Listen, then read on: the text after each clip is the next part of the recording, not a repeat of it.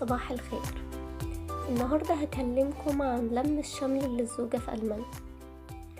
أول حاجة بنعملها إننا بندخل على موقع السفارة ونحجز ميعاد هناك، لأن الميعاد غالبا بيجيلك بعدها بحوالي 4 ل5 شهور، وساعات ممكن ياخد أكتر من كده كمان.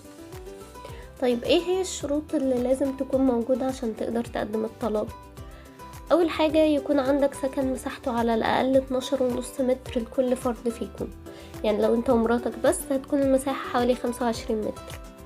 تاني حاجة مرتبك بعد دفع الإيجار يكون حوالي 450 يورو لكل فرد بالغ، يعني لو انت ومراتك يبقى المفروض يتبقى لك حوالي 900 يورو، وبالنسبة للأطفال بيكون 300.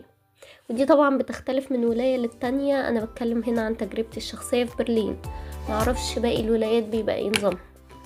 نيجي بقى للأوراق المطلوبة منك عشان تقدم.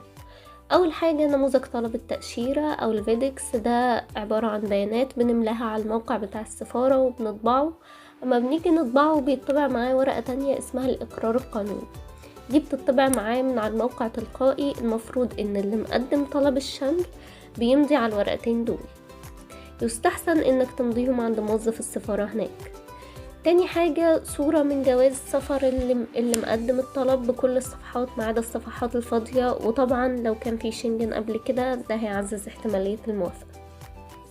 صورة من كارت إقامة الزوج أو الزوجة المقيم في ألمانيا، عقد إيجار السكن في ألمانيا، عقد عمل الزوج ومفردات مرتب آخر 3 شهور، 3 صور شخصية ياريت سنانك ما تكونش باينة فيهم، شهادة لغة A1 من معهد جوتا أو تلك أو OSD. نيجي بقى للورق اللي المفروض يتوثق من الخارجية ومن السفارة في مصر قبل التقديم. أول حاجة قسمة الجواز، تاني حاجة مستخرج من القيد العائلي ما يكونش عدى عليه أكتر من 3 شهور، ودلوقتي مع تأخير المواعيد بقيت 6 شهور، فيستحسن تطلعوه بعد ما تحجزوا الميعاد بتاع السفارة عشان تضمنوا ان صلاحيته ما تكونش خلصت.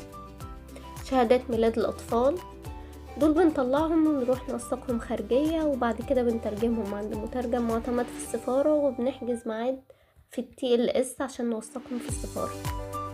لما بيجيلك الميعاد بتاخد كل الورق ده وتصوره وتروح هناك، غالبا بياخدوا الصور ويطلعوا بس على الأصول، وما تنساش ان الصور تكون على ورق A4 عشان ما بيقبلوش غيرها. وخلوا بالكم وانتوا بتصوروا الورق ما تفكوش الدبابيس اللي مدبسها المترجم عشان بيكون ختمه عليها. ويا رب يا رب تكونوا استفدتوا من الفيديو ده، وربنا يجمع شملكم جميعا يا رب.